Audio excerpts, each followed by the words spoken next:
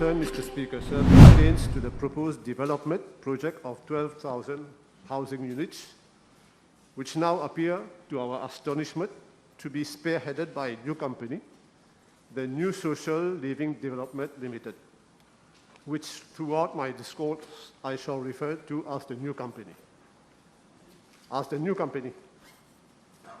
First, let me mention that I was, in the past, officer in charge of the housing unit of the Ministry of Housing and Lands, board member of the National Housing Development Company, in short NHDC, and I was later on its managing director. It is noteworthy that the NHDC has not renewed the contract of its CEO last week when there is such an important project at hand. Now, the current government program 2020-2024, which is titled Inclusiveness at the Heart of the Nation, states that government will facilitate access for everyone to a decent and affordable housing in a sustainable living environment. In his 2021 budget presentation, setting the agenda for the new normal, the Honorable Minister of Finance stated, and I quote, "First, we are providing 12 billion rupees for the construction of 12,000 social housing units across the whole island." End of quotation.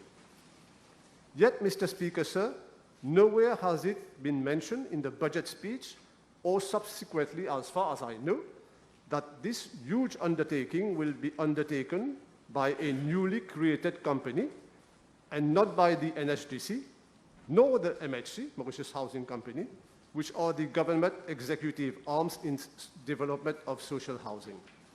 NHDC being a bank as well, but which has done development as well. Only recently, about 2 to 3 weeks ago, and very subtly, did this new company start making its appearance throughout vacancy adverts in the newspapers while describing itself as the implementing agency of the government of Mauritius for the construction of 12,000 residential units.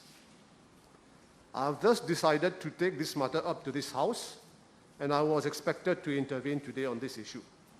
To my surprise, last Friday at the Cabinet meeting, Decision paragraph 13 reads as follows, and I quote, "Cabinet took note of progress achieved so far in regard to the projected construction of 12,000 residential units as announced in the budget speech 2021. Between 1991 and 2019, when this government comes into office, 14,451 housing units were built, of which only some 1,900 over the 2005 to 2004 decade.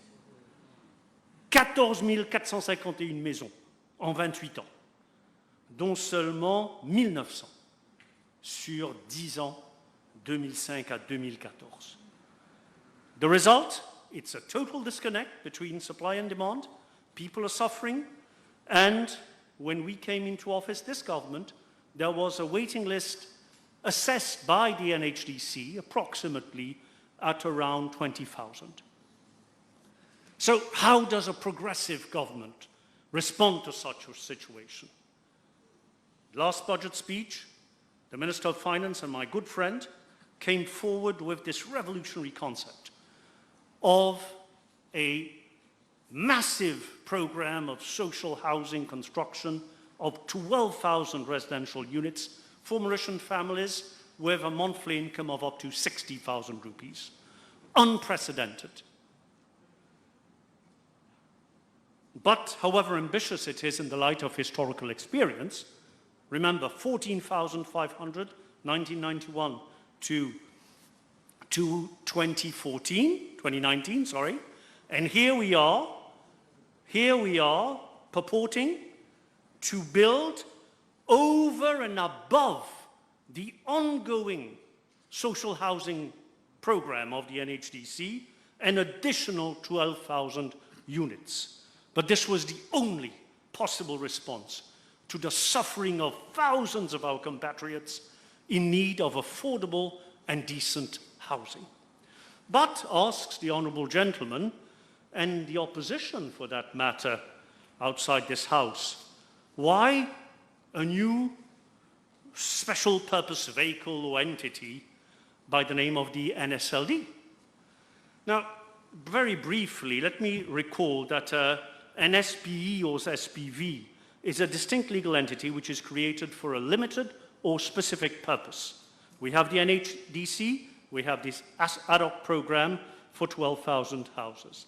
It enables governments to implement projects more rapidly and effectively based on innovative approaches to partner with private parties and civil society, and can mobilize financing using tools more appropriate for the purpose than general government financing, which relies mainly on borrowing.